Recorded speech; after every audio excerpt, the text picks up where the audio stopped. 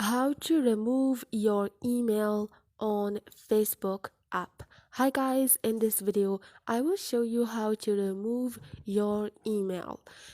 It's so easy and quick, so let's start. First thing, go to your Facebook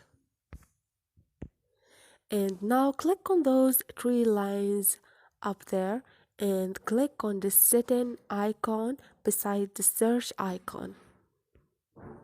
And now click on the personal and account information, which is the first option. And click on the second option, which is contact info. And now click on your email. And click on the last option in red color, which is remove.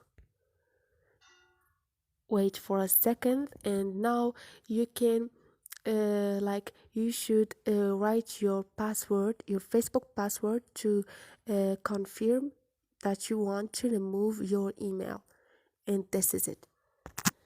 So this is it guys, hope this video was helpful to you, and if you like the video don't forget to subscribe and like.